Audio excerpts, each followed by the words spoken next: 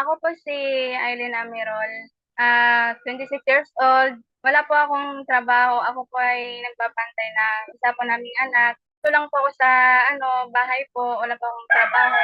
Kasi yung partner ko lang po yung may trabaho niya ay farmer lang po siya. Kasi po dito po kami nakatira sa bundok po. Wala po kaming masyadong pinupuntahan.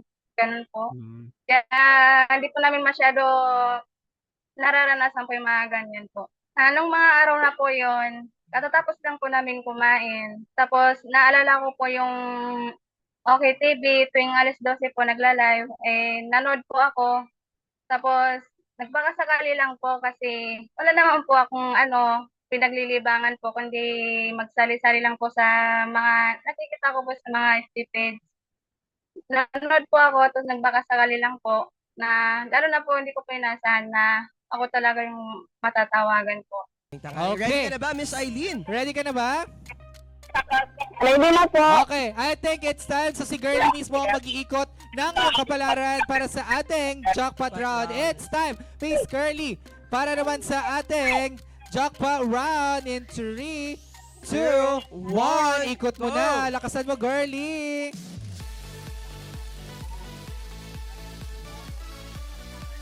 Nako, ano kaya? Times 10, times 10, another spin split, times 10. Oh! Times, Times 10! 10! Ah, nanonood po ako, nagko-comment tapos may bigla pong tumawag. Akala ko pa nga nun scammer po, kasi akala ko pang hindi sagutin kasi marami pong tumatawag na mga scammer. Pero sinubukan ko pong sagutin, nagulat po ako nun kasi galing po sa si Nining D po yung tumawag. Saya po. Yun nga po, hindi ko pa talaga inaasahan kasi katulad po ng mga iba kong napapanood po, hindi po nila mahirap po kuhain yung jackpot. Hindi po ako mapapaniwala, lalo na nabigyan po ng second chance na makuha po yung jackpot, kaya sobra po ako nagpapasalamat. Nauna! Nauna siya! Nako! Nauna yung confetti mo na! Isa pa! Isa pa! Isa pa! Nakain na yung confetti!